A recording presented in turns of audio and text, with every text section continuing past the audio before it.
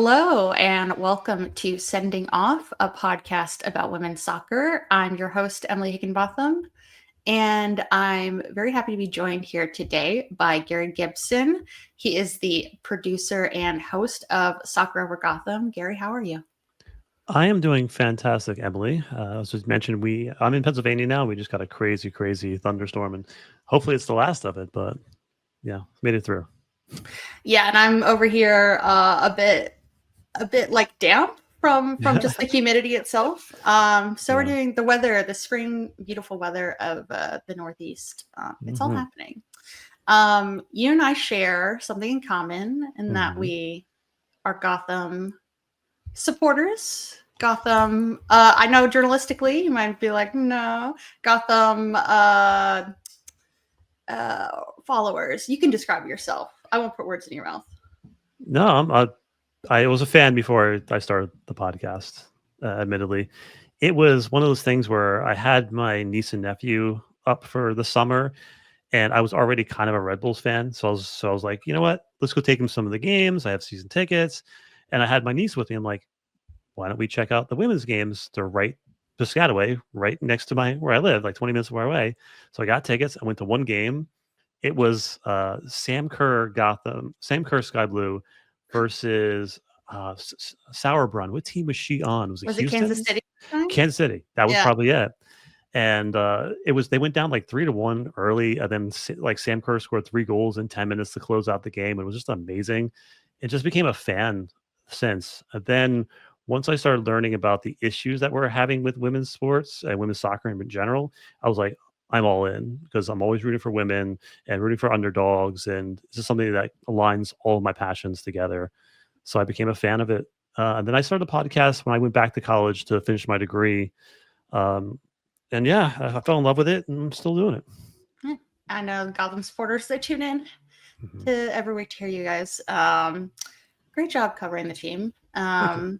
Great interviews you guys get with players, and yeah, I'm so pleased to have you on here today. We're going to talk about Gotham's failure to launch this season in a bit. But first, I just want to start out by asking you, like, we're 3 weeks into the season. Mhm. Is there a team that's like surprised you in any way? I guess either by exceeding expectations or falling short.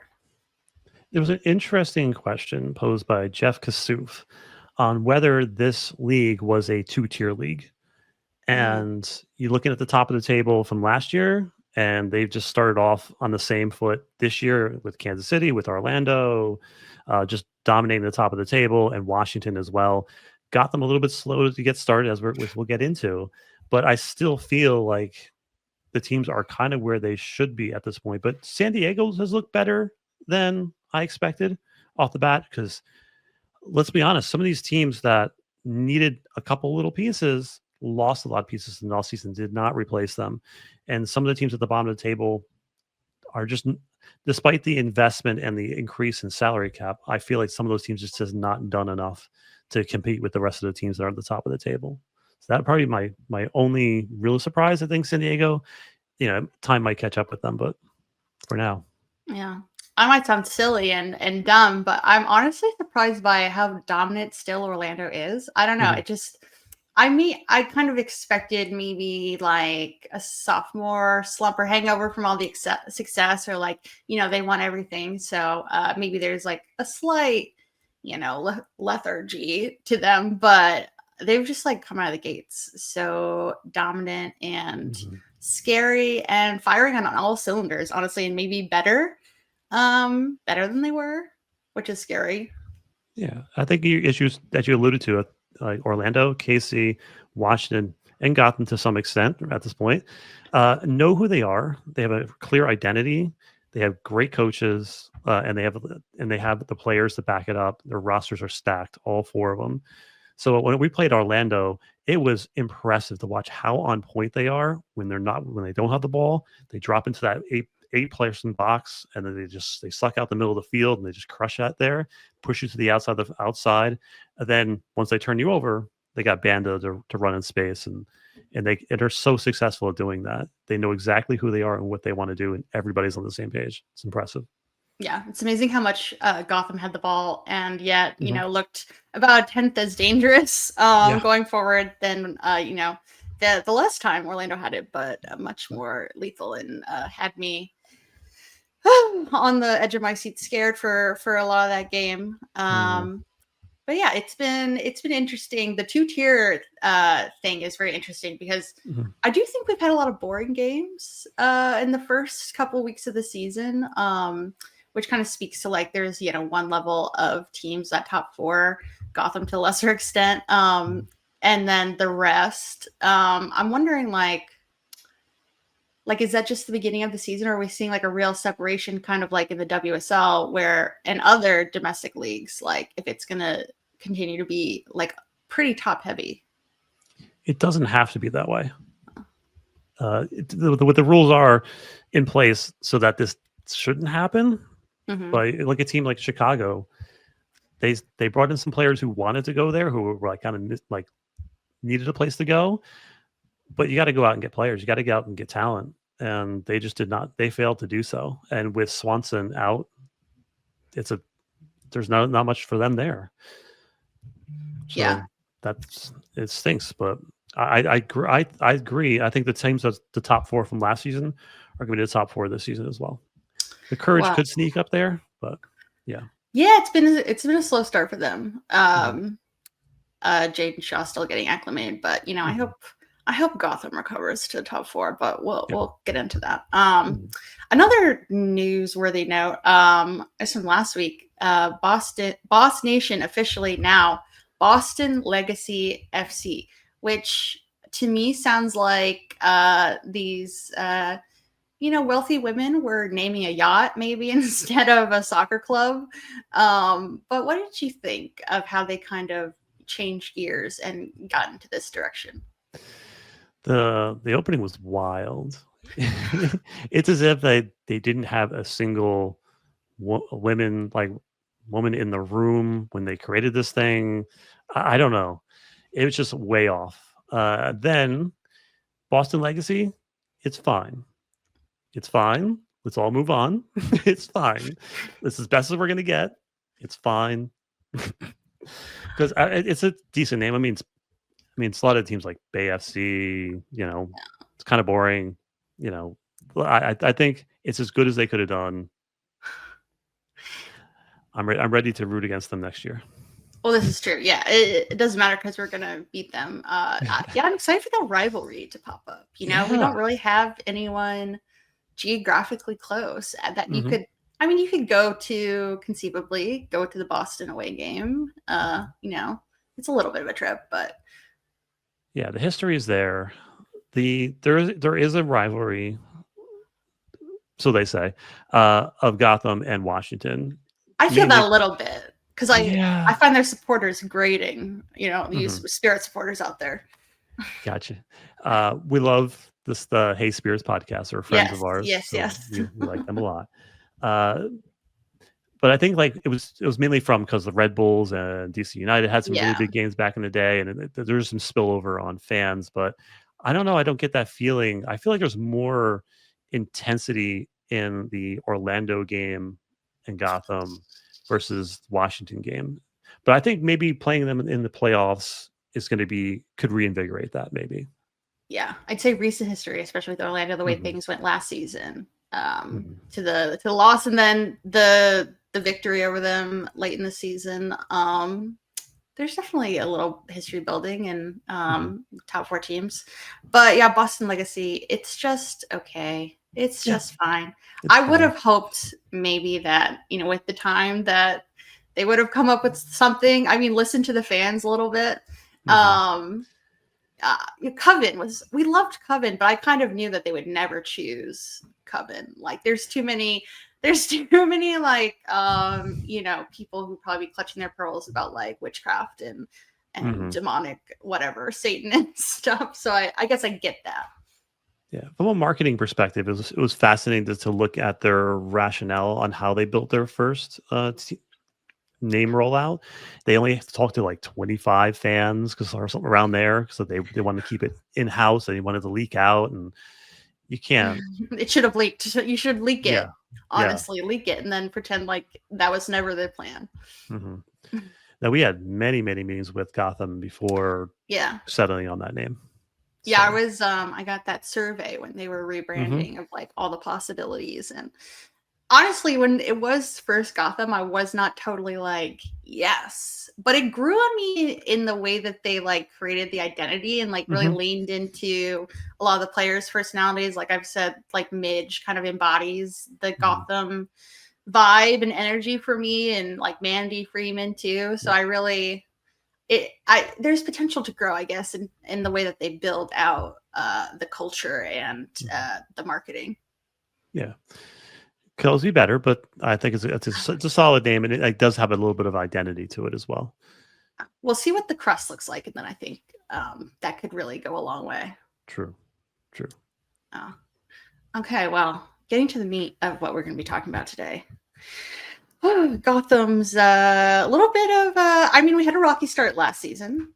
It was slow, but we got to win. They got to win against Portland in the first game out, so I think that kind of lessened the feeling that things were really stalled out. And we knew there were so many new pieces, and there's still new pieces this season, but I think with the expectations they set last season, it's a little bit harder to take this performance. In the opening 3 games, we've seen 2 draws, 1 loss, and only 1 goal.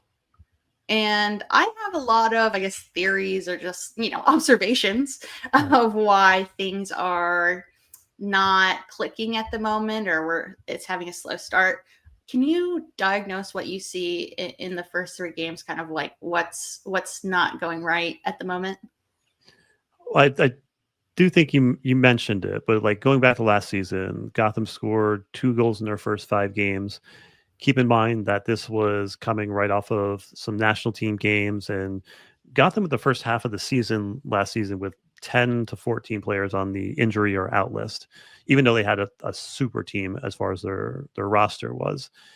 They didn't start scoring goals until late in the season, and it wasn't until after that game against Jamaica, the Jamaican team, where they put up 13, and then it just seemed to like have that confidence to do it again. Yeah, a fever dream. Yeah. And I don't know if they need that right now, but we're facing a similar situation where we still don't have Midge. We still don't. We got Gaysay, which is awesome. Jaysay, and we still have yes, and Lavelle's coming back soon as well. So those are 3 huge attacking pieces on any team. So I think that'll help. But I really think it's just too many moving pieces in the beginning of the season. We have, Portillo, we have Shapansky, who's excellent, but I think it's still about it's the gelling. It's a new formation, so it's a lot of moving pieces so far, and they don't seem to be on the same page going forward. Yeah, and I think something that I felt last season as well is that with that front line.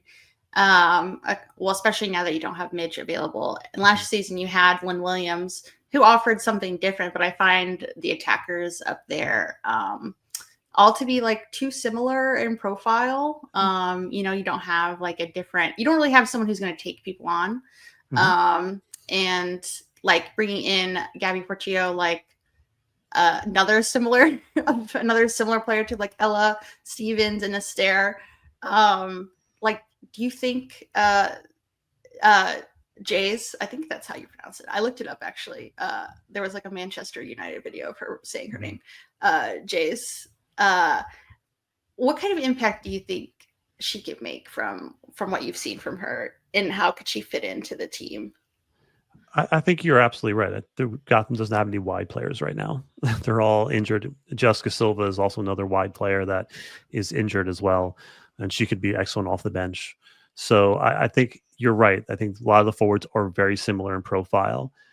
And with Astaire, she's not a typical number 9, like the rest of them are as well, but she is someone who has to be on the ball all the time. And she vacates her spot up top a lot to drop back to get on the ball because she wants to have touches on the ball. Some forwards don't care. I think I mentioned this before, but look at Erling Haaland. If he gets 3 touches a game, doesn't care. But if one of them goes in the back of the net, he's happy, right? But like some players like Astaire like wants to be on the ball all the time, has to be involved. So she's dropping back. So I liked what they did last game by putting Stevens up top, dropping, Astaire in to play a little bit more in the midfield as more of a 10. I kind of like that a little bit better. But I'm not sure exactly what Jace is going to bring to the team that Portillo doesn't bring in. It's still another forward/right-sided player, another maybe bench option. The thing that she does a little bit differently is where Gabby finds her spots. She's very smart around the box. She knows what she knows. She has a nose for the goal. She can find the second balls. But Jace will be able to take on players, and she can create something out of nothing, which is something that Gotham is struggling with right now. We don't have that wide player in Niswanger who can swing balls in. So they need to find something on the outside. So maybe she could be that player. Yeah, I'll echo you there, and especially where Ella moving centrally after halftime in the last game. I just think she's kind of wasted on the wing. I don't think she's as comfortable there for sure, and she's just like so much more of a presence target wise. I think they created a couple of chances when she got in and around the box, like in the 6-yard area. So I'm kind of hoping JCA like maybe rethinks things a little bit more in the next match. We have a break before that happens, so maybe they're biding time. Midge did say on Katie Nolan's new podcast that, well, she said soon, and she said that when she would be available started with an S. So I knew it wasn't going to be last Friday's match, but a Saturday or Sunday game, hopefully following the international break. It's been so long since we've seen her, but like, do you feel like she still fits into the identity of how Gotham likes to play? 1000%. She's a player that can get to the end line, which none of the Gotham players can do right now, and she'll fit in. And if you saw what she did in the championship game last season, gets the end line, gets the ball across. Both Astaire and Lynn were trailing. But I think that she's going to be a huge, huge part of this offense, not just on the assisting side, but also scoring goals as well. Yeah, need a goal scorer. Need one. And I think Rose missing, I think it went a little understated how many goals she scored last season. 7 goals, which is a pretty big chunk for Gotham. Her high. That was her high, yeah.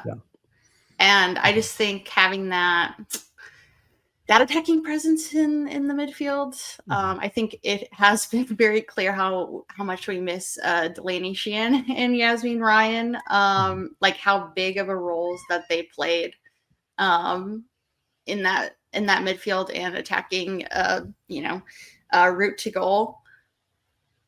Yeah, I 1000% agree there. And she was healthy last season for the first time. I think she's played more than 12 games in a season like 3 times.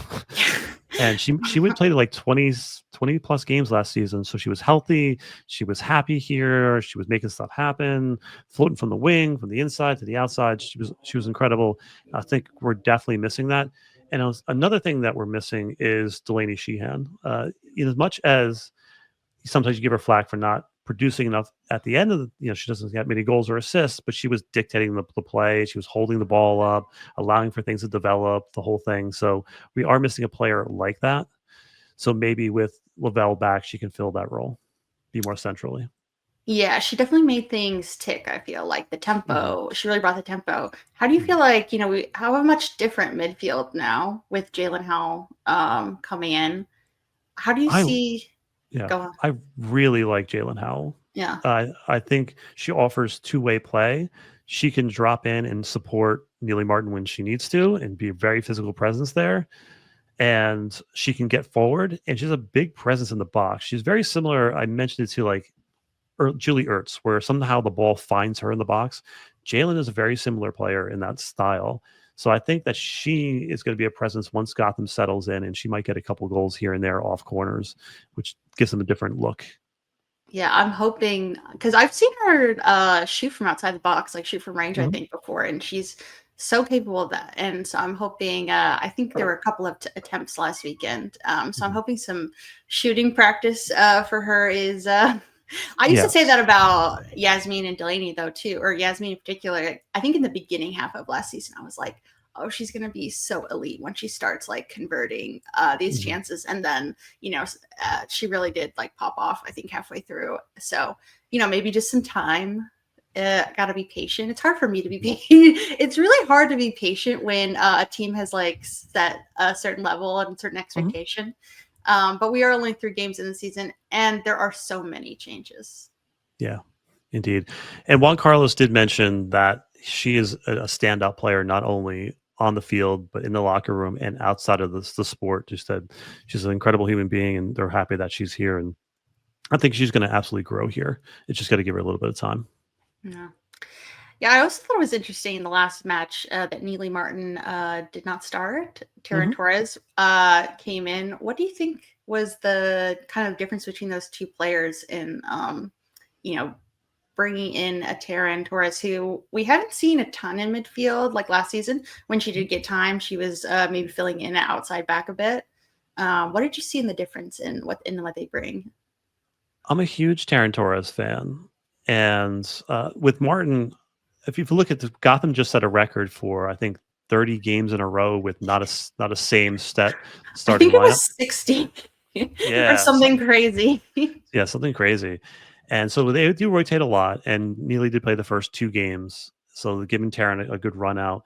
Taryn is a coach's dream. Like, she sits there, she stays after, learns film, and she sits in there. She's good teammates, and she's just great to have around with the team. She's sometimes it frustrates me because she's so no nonsense that she doesn't have much as far as like creativity. As soon as she gets the ball, you know exactly what she's going to do, which is the safe pass, and it works. She had 94% pass percentage on last game. She doesn't make mistakes. She's solid with the ball. She knows her position. She just lacks a little bit of that like creativity or desire to take chances. My cat is destroying my plant behind me. My cat is currently taking a nap in front of my screen, so less destructive, but still a distraction. And then I've been wanting to avoid talking about this because it's so hard, but can't avoid what happened with Tierna Davidson in Friday's game. I guess like speculation, everything from like her reaction would tell you that it's probably an ACL. I hope it is not. Please let us know if it's not Gotham. But she was removed from the next national team roster. We don't want to say it. We'll just guess that we'll be missing Tierna for a bit. How do you think that changes the defense at all? I know that's probably where Gotham has more depth. But she, was named captain, a leader of this team. How do you think this affects them going forward?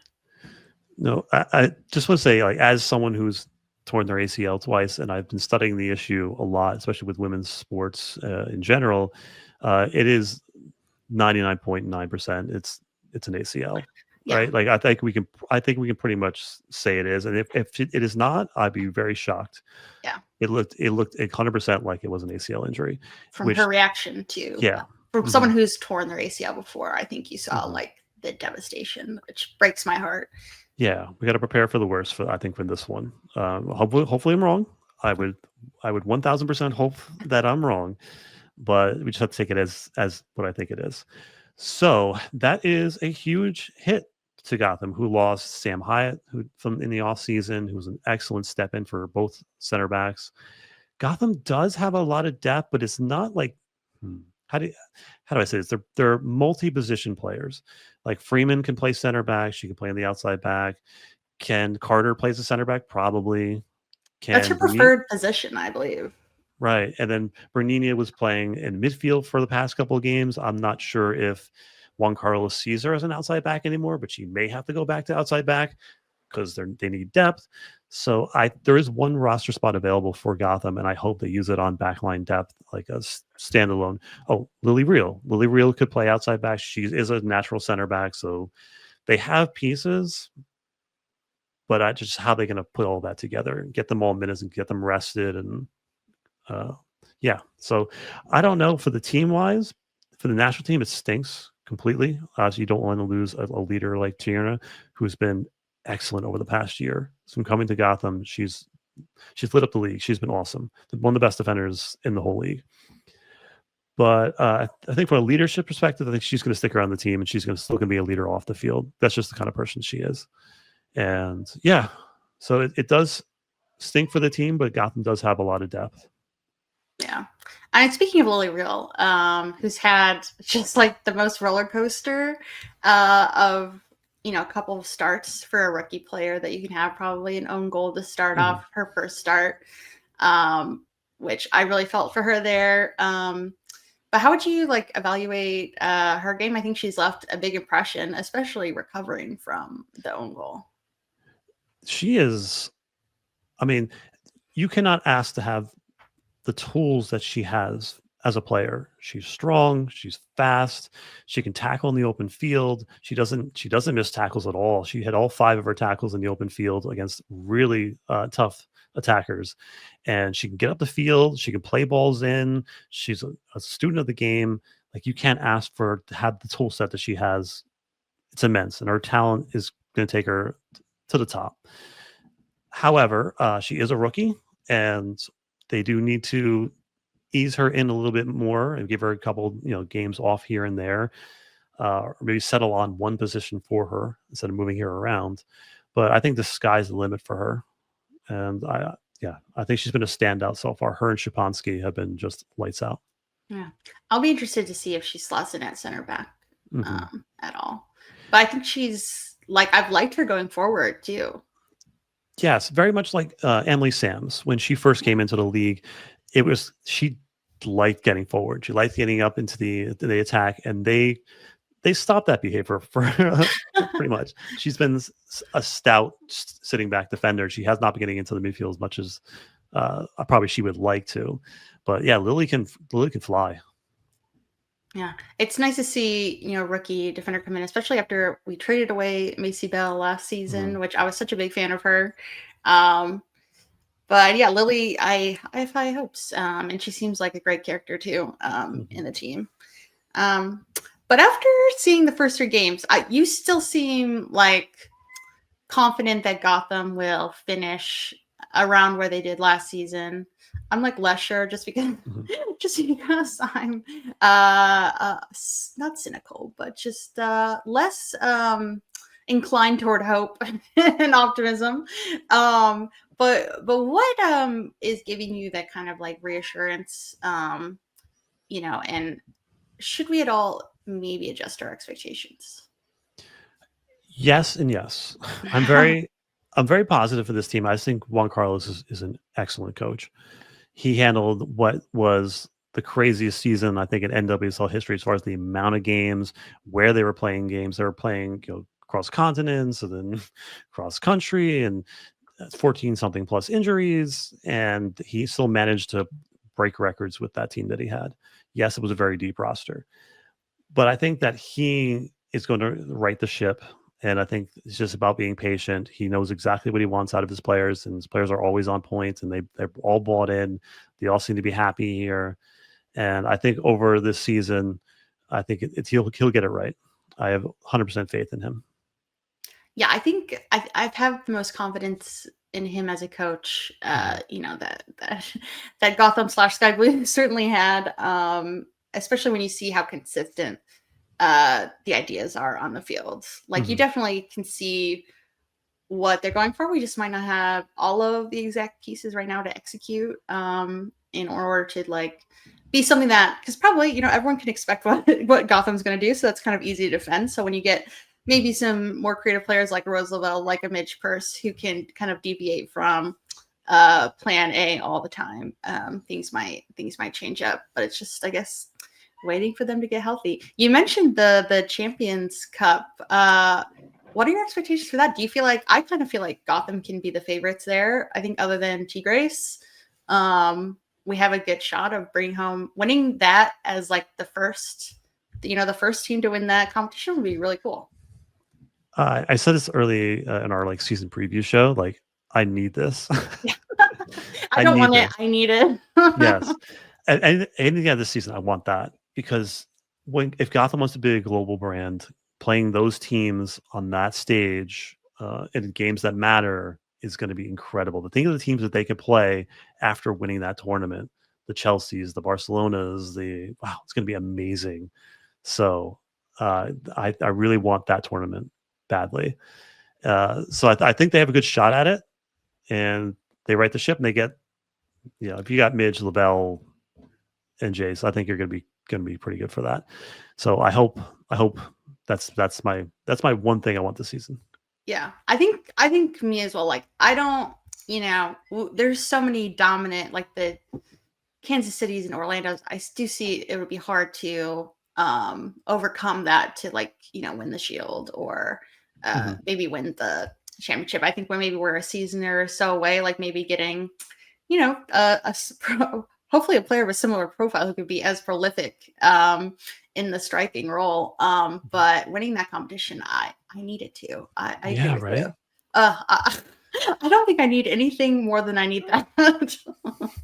Good. I'm glad you're on board. Let's go for it. Okay, we're all in. And we have a couple months, It's actually the weekend of my birthday, I think, is when that's happening. So that'd be the best birthday present for me, to win that silverware. Yeah, let's do it. Yeah. All right. Well, we got into Gotham. I think we're going to turn now to my favorite segment, which is sending off. And this is when we pick one thing in soccer culture, soccer discourse, maybe something that happened in the games over the weekend that really pissed you off. You wish that you could send off, give a red card to. Gary, do you have something on your mind? I have something serious and not serious. I enjoy that. I like that dichotomy. Okay. So on the serious side, when I got into covering this league, I thought naively that I was going to cover this league as if like cover men's sports, because I prep for doing this job. I listened to all these sports podcasts, and I'm like building my podcast, and I listened to a lot of men's podcasts.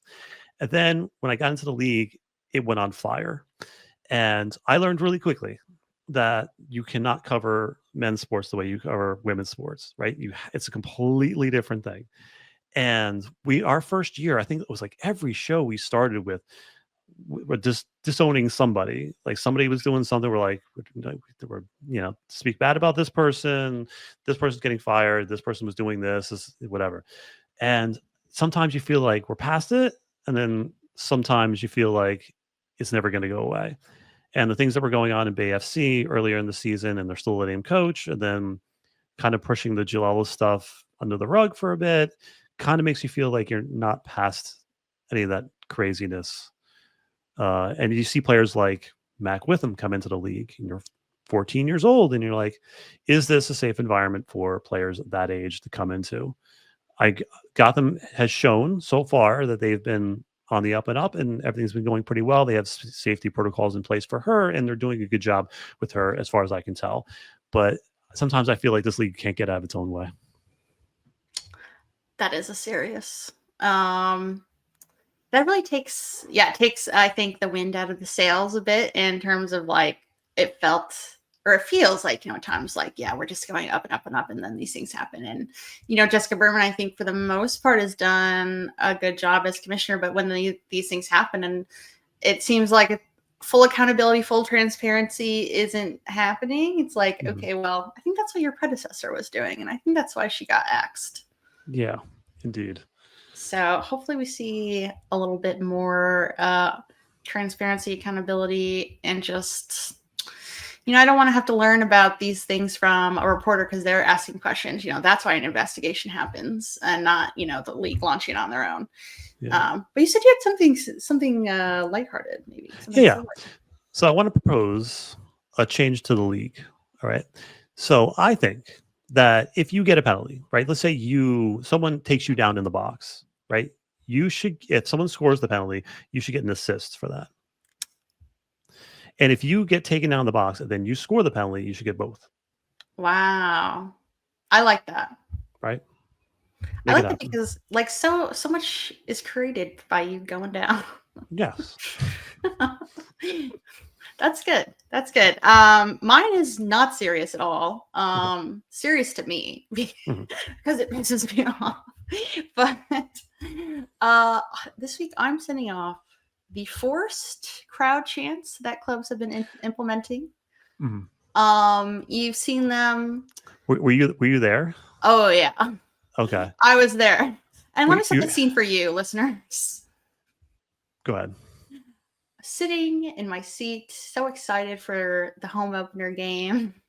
And, the lovely MC comes out and she says, Gotham fans, this season we're trying something new. We have a chant we all want to do together. And it goes like this. When I say LFG, and then there's supposed to be a clap, but the clap was really never a time. LFG, you say GFC, LFG, and then clapping in all different kinds of times and rhythms. And then basically no one's saying GFC. The cringe I felt in my body, like the way that I wanted to like evaporate, to like leave my skin, was so real. Because I've been hating really hard on the Angel City like 3 clap thing. Like I don't even understand how that works. Like I don't know what the 3 claps really are, but I find it like, it's not organic. It's not like it's a fan-led initiative. And that's what I find so like cringy about it, is like forcing fans to do something that's not even creative or fun or like interesting or really speaks to, who the club is. Like it's just LFG GFC. You got to know your audience. Yeah. And when I was, were you in the media booth? No, I was firmly planted in the crowd. Okay, so I was up on the roof, the media booth, where it is now, and as soon as I heard that like from the side, and I mean it was like, what? I said it a little too loud, and then I was like, us New York and New Jersey people, we're not the crowd to be telling. We don't take kindly to people telling us what to do and how to clap. It has to be organic for us. It really does. Like me rolling my eyes so hard they got stuck, halfway through. And I think like, please, I hope the club doesn't implement this, but the way that like Angel City and Kansas City is a little more organic, the KC baby thing, because Lola Bonta kind of like set that off, but I still find it pretty cringy to do before a game, to have like different people come and like do the cheer, especially when they're having former players who never play, who are like not the game where Lori Lindsay was leading that chant, and then she was doing co-commentary on the game. I was like, how is this appropriate or make any kind of sense at all? Yeah, I agree 1000%. And they just had, and I love Sam Ewis, so she can do whatever she wants, but they recently had Sam Ewis do that for Angel City.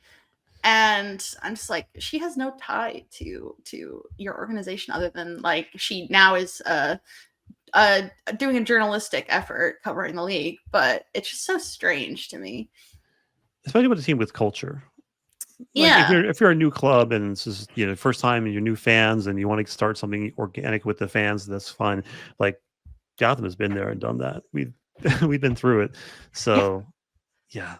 New York people just don't do that. It feels even like, I find the torch thing a little cringy too, but I'm like, that's fine. Yeah. But now you're adding even more elements onto like the forced fan elements, when just, why don't you embrace what I guess Cloud9 does? Like try to get their chant circulating, try to like implement that through the stadium so that like it's, more of one voice going on, and that song or whatever is more distinct, other than just like, I think the one that everyone knows is "Let's Go Gotham." That's the only time that you can really hear chant clearly in the stadium. Yeah, Cloud9 is the best supporter group in the league. Just putting it out there. I don't think anyone can dispute it. No one will No. dispute it. But that just drove me so crazy. Yeah. I hate it. I want to send it off. Red card to the forced crowd chance. Yes. So I sent a red card to the league, and you sent a red card to the force chance. I get it. They're getting booked. Yes. We'll notify them. There might be fines involved. Okay, this Yes. might be several game suspension situation happening here. So hopefully when I go back, they'll say, yeah, that was a failure, and we won't do it again. We'll see. If you're listening, I'll send like a note to Yael or something. But I think that's our show. Gary, thank you so much for joining me. I had so much fun. Where can people find you? Listen to Soccer Over Gotham. All right, you can find Soccer Over Gotham anywhere. We are on Spotify. We're on YouTube. We're on Twitter for the moment. I'm trying to get us off of Twitter. Find us on Blue Sky, everybody. Like, find us on Blue Sky and follow us there, because I got to get off that platform. I have to. It kills me. We're also on Instagram, Threads, whatever the heck that is. I don't even know. Right. So we're everywhere. So you'll find us at Soccer Over Gotham. Only on Twitter we are at Over Gotham Pod, because not enough letters. Too many letters. So yeah, so find us anywhere and listen to our show. Ruby is amazing. She should be back this week. We got interviews coming. I can't say which one it is, but most likely this week we're getting another interview of a Gotham player. Someone who's super silly and hilarious, and I can't wait to talk to her. Oh, I'm excited. Maybe you can tell me off. You can tell me off mic who's gonna stop by. Sure. Awesome. Thank you again. You can find Sending Off on Blue Sky and Instagram, not on Twitter. I didn't even bother making a Twitter account because I'm not posting there anymore, really either. Yeah. Let's all leave because it's a broken app. Yes. But also, I was going to shout out my other co-host, Noella, who's been filling in, and she's awesome. She's part of the super team. She's so smart and talented and just awesome. I'm lucky. I've been surrounded by the best content creators ever. And our podcast is a community, so we're bringing in all of the local journalists and stuff, a lot to come on the show and show their expertise. And it's an amazing community we've built. Yeah, I agree. So fun to listen to, and yeah, thank you again. All right, everyone, like, subscribe, follow, share with your friends, and we'll see you next time.